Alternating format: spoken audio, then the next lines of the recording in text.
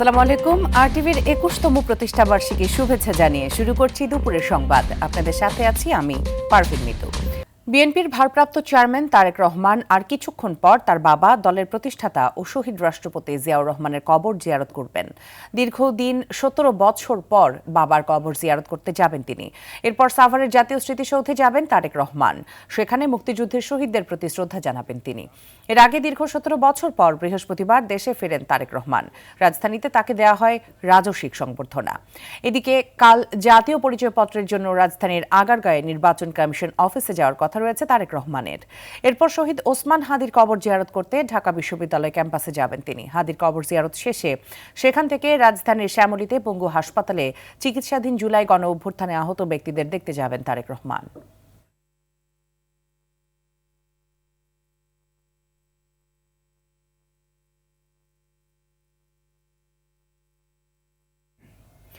রাজধানীর গুলশান থেকে সরাসরি যোগ দিচ্ছেন আমাদের সহকর্মী শামীম চৌধুরী। শামীম, তারেক রহমান এখন কোথায় অবস্থান করছেন এবং বাবার কবর জিয়ারত করতে কখন রওনা হবেন তিনি?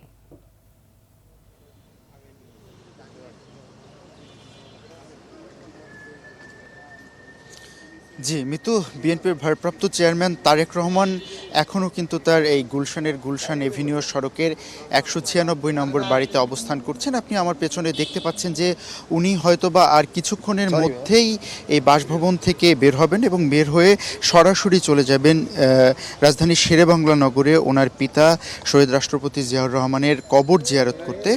আপনি দেখতে পাচ্ছেন যে এখানে যারা সিএসএফ সদস্য রয়েছে এবং তারেক রহমানের ঘনিষ্ঠজন, আমরা দেখেছি ওনার উপদেষ্টা ডক্টর মাহাদি আমিন এবং ওনার আরও একজন খুব কাছের মানুষ আতিকুর রহমান রুমন সহ যারা নেতাকর্মী আছেন ওনার সঙ্গে বিশেষ করে গাড়ি বহরে যান, তারা এখানে এসে উপস্থিত হয়েছেন এবং ওনার গাড়ি বহরও কিন্তু প্রস্তুত রাখা হয়েছে যে কিছুক্ষণের মধ্যে অর্থাৎ যে কোনো মুহূর্তে উনি এখান থেকে বের হতে পারেন এবং বের হয়ে এখান থেকে সরাসরি উনি চলে যাবেন শেরেবাংলা নগরে জিয়া উদ্যানে ওনার বাবার কবর জিয়ারত করার জন্য। এরপরেও কিন্তু ওখান থেকে তিনি চলে যাবেন সাভারের জাতীয় স্মৃতিসৌধে এবং ওখানে গিয়ে কিন্তু তিনি শহীদদের প্রতি উনি কিন্তু শ্রদ্ধা নিবেদন করবেন। এখানে আপনারা দেখছেন যে নিরাপত্তারক্ষী বাহিনী যারা আছে তারা কিন্তু ইতিমধ্যেই এখানে এসে উপস্থিত হয়েছেন এবং ওনার যে নিজস্ব নিরাপত্তারক্ষী সিএসএফ সদস্য তারাও কিন্তু এসে উপস্থিত রয়েছেন। গাড়িবহর কিন্তু প্রস্তুত রয়েছেন এবং আমরা যতটুকু দেখতে পাচ্ছি যে উনি ওনার এই বাসা থেকে ফিরোজার সামনে হয়ে কিন্তু উনি বের হবেন এবং বের হয়ে সরাসরি তিনি জিয়া উদ্যানে চলে যাবেন। সেখানে গিয়ে তিনি তার বাবার মাজার জিয়ারত করবেন। আর এই আশেপাশের এলাকা কিন্তু এখন পর্যন্ত নিরাপত্তার জন্য একদম নিশ্চিত নিরাপত্তার জন্য চাদরে ঢেকে ফেলা হয়েছে চারপাশটা, অর্থাৎ যাতে কোনো প্রকার অনিরাপত্তায় না ভোগেন সেই ব্যবস্থা কিন্তু এখানে রাখা হয়েছে। আপনারা দেখতে পাচ্ছেন তারেক রহমানকে বহনকারী যে বাস গতকালকে যিনি এই বাসে করে বিমানবন্দর থেকে রাজধানী ৩০০ ফিটে এবং সেখান থেকে এভারকার হয়ে বাসায় এসেছেন, সেই বাসও কিন্তু প্রস্তুত করা হয়েছে ওনার যাওয়ার জন্য। আপনারা সেই বাসটিও এখানে দেখতে পাচ্ছেন। আমরা এখানে অপেক্ষা করছি কখন তারেক রহমান বের হবে, সেজন্য এই কিছুক্ষণের মধ্যে হয়তোবা উনি বের হবেন এখান থেকে। তো মিতু, আপনাকে আরও একটি বিষয় জানিয়ে দিতে চাই যে এই মুহূর্তে কিন্তু রাজধানীর শেরেবাংলা নগরে জিয়া উদ্যানে রয়েছে আমাদের সহকর্মী মাইদুর রহমান রুবেল। আমরা সরাসরি সেখানে চলে যাচ্ছি। রুবেল, এখন আসলে এই জিয়া উদ্যানের পরিস্থিতি কী এবং নিরাপত্তা কতটা জোরদার করা হয়েছে আপনি জানাবেন আমাদের।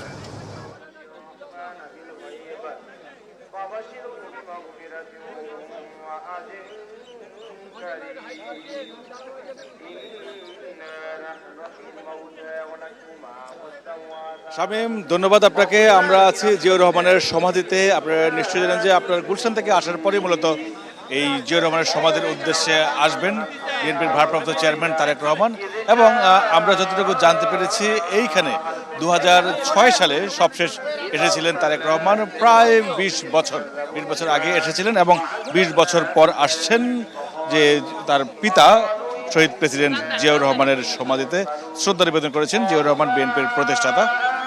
আমরা জানেন যে আমরা যদি দেখি আমাদের পেছনে বিএনপির নেতাদের গাড়ি এসে পৌঁছতে শুরু করেছেন। ইতিমধ্যে বিএনপির কয়েকজন সিনিয়র নেতা এখানে এসে পৌঁছেছেন। বিএনপির স্থায়ী কমিটির সদস্য মির্জা আব্বাস ইতিমধ্যে এসেছেন বিএনপির স্থায়ী কমিটির সদস্য ইকবাল হাসান মাহমুদ টুকু, এছাড়া আমরা যতটুকু জানতে পেরেছি এইখানে তারেক রহমান শ্রদ্ধা নিবেদন করবেন দলের শীর্ষ নেতাদের সাথে নিয়ে একই সাথে মূলত এখানে আমরা যতটুকু জানতে পেরেছি বিএনপি মহাসচিব মির্জা ফখরুল ইসলাম আলমগীর ইতিমধ্যে সমাধির সামনে এসে পৌঁছেছেন এবং এইখানে দোয়া মোনাজাত শেষে দলটির মহাসচিব মির্জা ফখরুল ইসলাম আলম কথা বলবেন।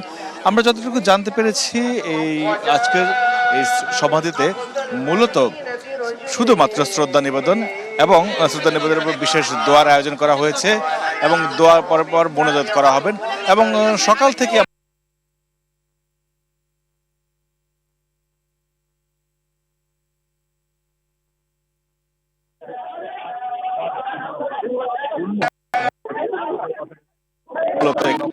কথা রয়েছেন তারেক রহমানের এবং এইখান থেকে মূলত চলে যাবেন সাভারের জাতীয় স্মৃতিসৌধে।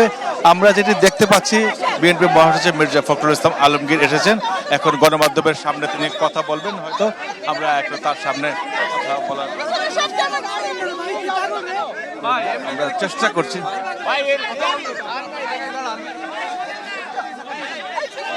আপনারা নিশ্চয়ই জানেন যে তারেক রহমান দীর্ঘ 19 বছরের বেশি প্রায় 20 বছর পর আসছেন জিয়াউর রহমানের সমাধিতে শ্রদ্ধা নিবেদন করতে। শ্রদ্ধা নিবেদন করে যাবেন সাভারের জাতীয় স্মৃতিসৌধে। তার আগে আমরা যেটি দেখছি যে বিএনপি মহাসচিব এসেছেন, আমরা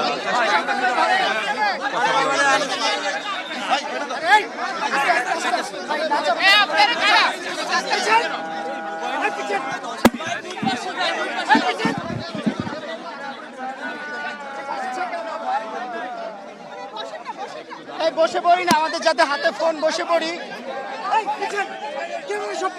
শওকত ভাই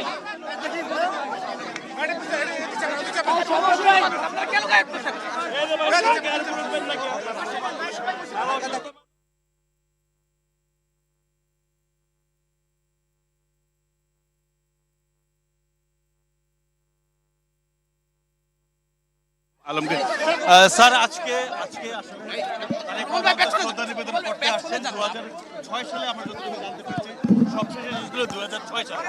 আজকে তার পিতার সমাধিতে শ্রদ্ধা নিবেদন করবেন, কি কি আয়োজন থাকছে আজকে?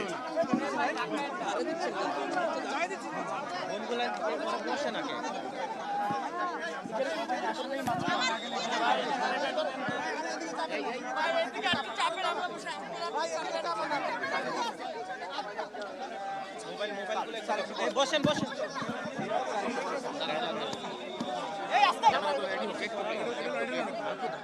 স্যার অসুস্থ, স্যারকে ইয়ে করেন না।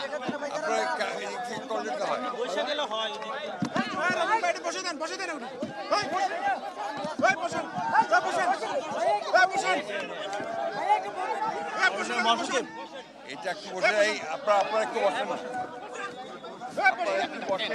আমি ধাক্কাচ্ছি না ভাই, চাপ দিচ্ছি।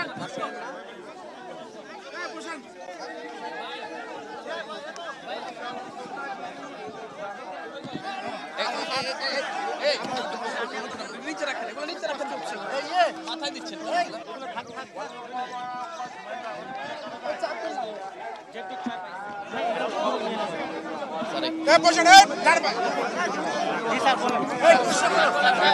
সালে প্রতিষ্ঠা বার্ষিকী চেয়ারম্যান এসেছিলেন, প্রায় 2006 প্রতিষ্ঠা বার্ষিকীতে এখানে এসেছিলেন। এরপর প্রথম আবার তার বাবার খবর করতে আসবেন। আপনার দল 2006 সালের পরে আমাদের বাংলাদেশের যে তরুণ নেতা, সম্ভাবনাময় নেতা এবং যাকে আজকে সমগ্র বাংলাদেশের মানুষ এবং বিশ্ব গণমাধ্যম তাকে বাংলাদেশের ভবিষ্যৎ প্রধানমন্ত্রী বলেই মনে করছেন, সম্ভাব্য প্রধানমন্ত্রী বলে মনে করছেন জনাব তারেক রহমান।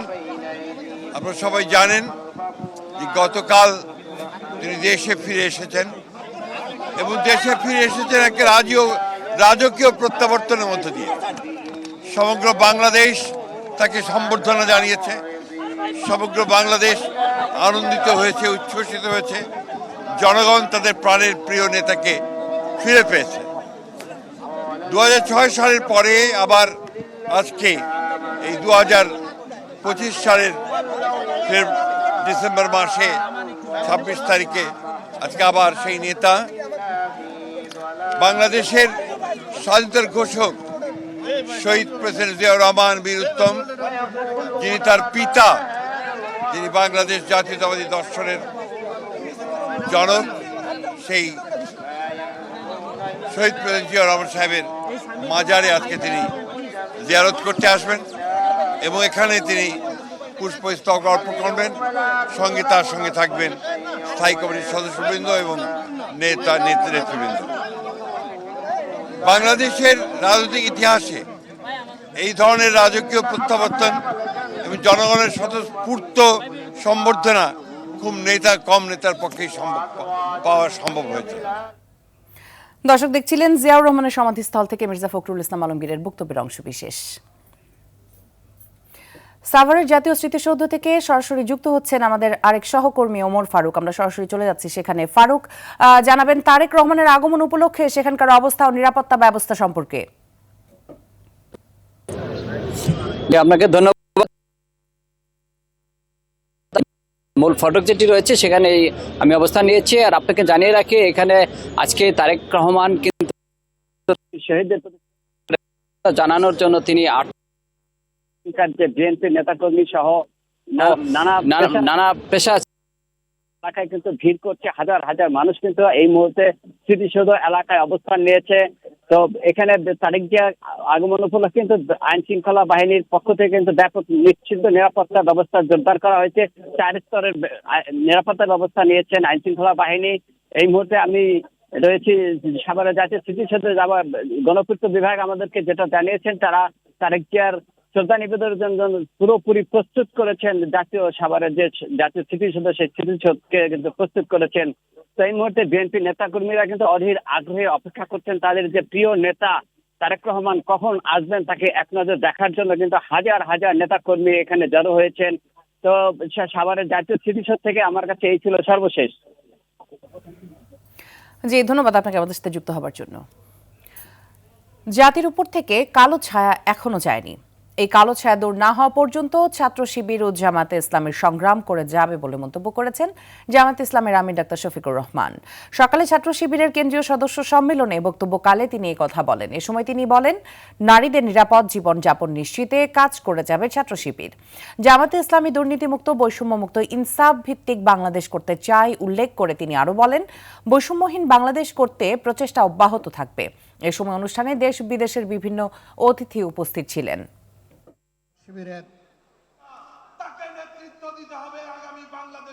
কালো ছায়া এখনো জাতির উপর থেকে যায়নি। এই কালো ছায়াকে খতম করা পর্যন্ত আমাদের লড়াই, ছাত্র শিবিরের লড়াই অব্যাহত রাখতে হবে। আমাদের যুবকরা কারো কাছ থেকে বেকার ভাতা গ্রহণ করুক তা দেখতেও চাই না, শুনতেও চাই না। প্রতিটি যুবকের হাতকে দেশ গড়ার কারিগরের হাতে পরিণত করতে চাই। প্রত্যেকটি হাতে কাজ তুলে দিতে চাই। বেকার ভাতা নয়, বেকার ভাতার পরিবর্তে। চাঁদপুরে মেঘনা নদীতে ঢাকাগামী যাত্রীবাহী জাকির সম্রাট 3 লঞ্চের সঙ্গে অ্যাডভেঞ্চার 9 লঞ্চের মুখোমুখি সংঘর্ষে 4 জন নিহত হয়েছে। ঘটনায় আহত হয়েছে আরও অর্ধশত। অন্যদিকে নারায়ণগঞ্জের ফতুল্লায় যাত্রীবাহী লঞ্চের ধাক্কায় বালু ভর্তি একটি বাল্কহেডের 2 শ্রমিক নদীতে পড়ে নিখোঁজ রয়েছেন।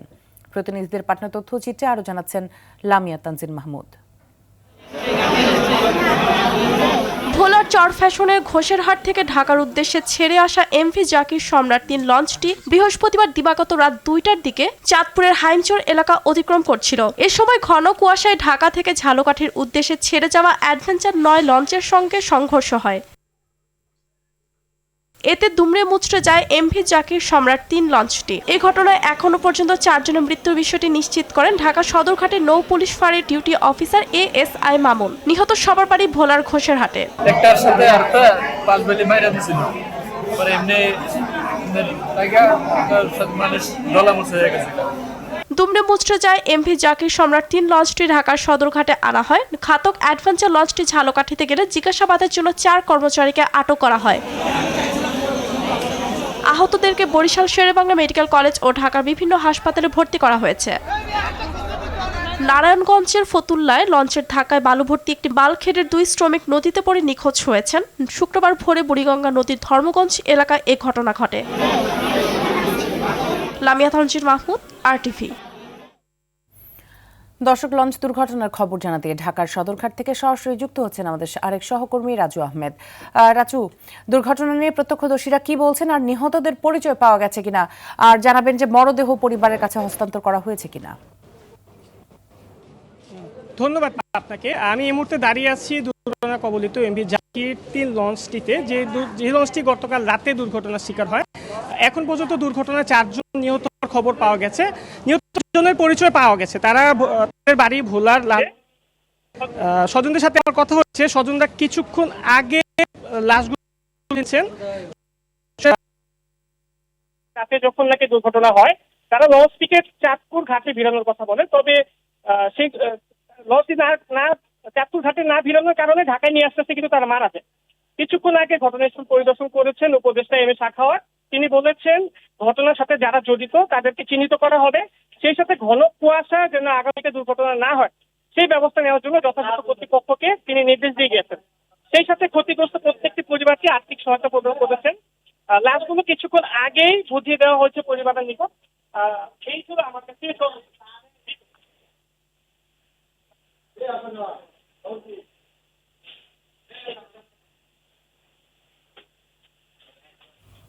জি, ধন্যবাদ আপনাকে।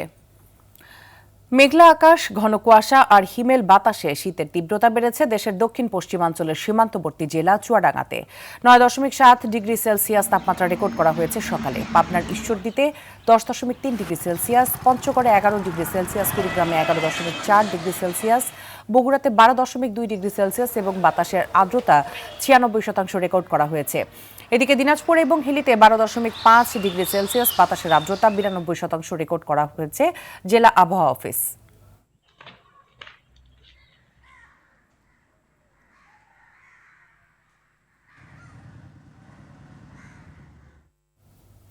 কমতে শুরু করেছে পেঁয়াজের দাম। গেল সপ্তাহে 130 টাকায় বিক্রি হওয়া পেঁয়াজ দর 70 থেকে 80 টাকা। শীতকালীন সবজি সরবরাহ বাড়ায় স্বস্তি ফিরেছে মানুষের মাঝে। প্রায় সব সবজি পাওয়া যাচ্ছে 50 টাকার মধ্যে। অপরিবর্তিত আছে মাছ, মাংস, চাল সহ বেশিরভাগ মুদি পণ্যের দাম। বিস্তারিত জানাচ্ছেন আলওয়ান খান।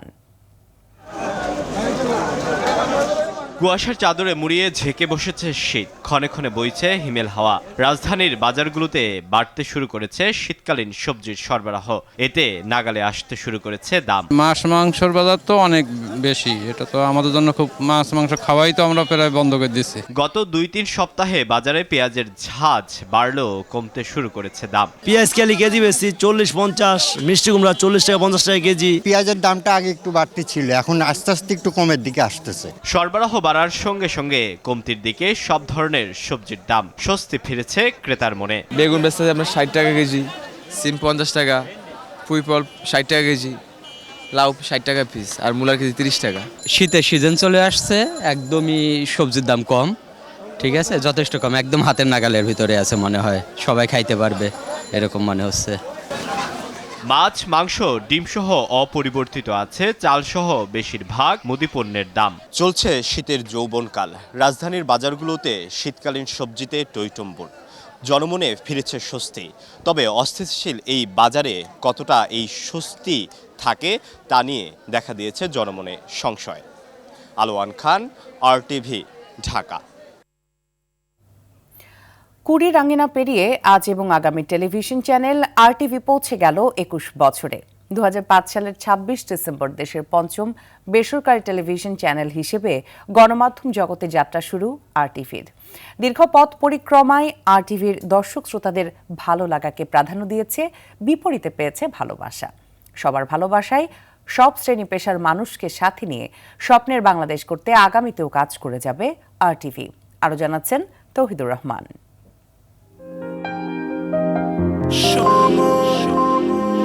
তোমার অপেক্ষায় তুমি কোথায়? 2005 সালের 26 ডিসেম্বর জনপ্রিয় বেসরকারি টেলিভিশন RTV আনুষ্ঠানিক যাত্রা শুরু করে।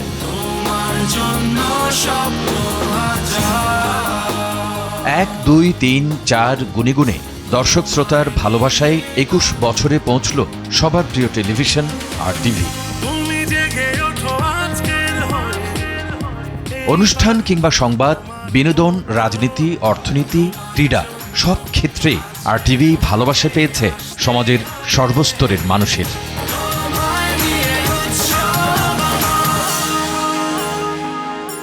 মিউজিক স্টেশন, ইয়াং স্টার, কেমন বাংলাদেশ চায় এমন অনুষ্ঠানের পাশাপাশি দর্শকের প্রশংসা কুড়িয়েছে ধর্মীয় অনুষ্ঠান, আলোকিত কোরআনও।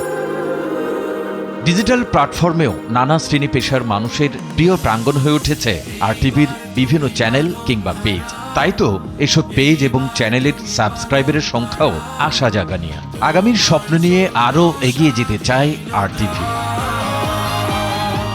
প্রতিষ্ঠার 21-এর এই মাহেন্দ্রক্ষণে সব দর্শক, শ্রোতা, শুভানুধ্যায়ী ও বিজ্ঞাপনদাতাদের প্রতি রইল নিরন্তর ভালোবাসা। শুভ জন্মদিন RTV। তৌহিদুর রহমান, RTV।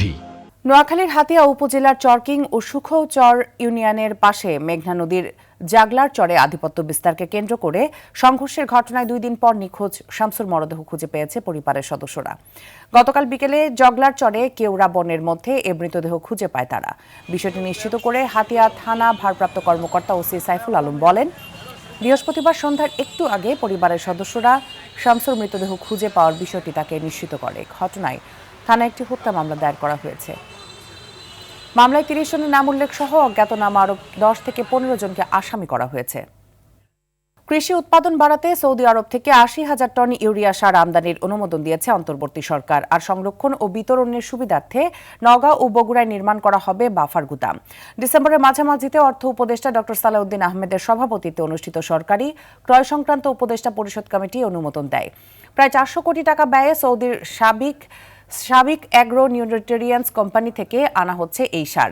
এর আগে শিল্প মন্ত্রণালয় 40,000 টন করে 2 বারে বাল্ক গ্র্যানুয়াল ইউরিয়া সার আমদানির অনুমোদন দেয়। সেই সঙ্গে দেশের বিভিন্ন জায়গায় 34টি গুদাম নির্মাণ প্রকল্পের আওতায় নওগাঁয় 25,000 টন ধারণ ক্ষমতার একটি এবং বগুড়ায় 20,000 টনের অপর একটি বাফার গুদাম নির্মাণের পূর্ত কাজের ক্রয়ের অনুমোদন দেয়।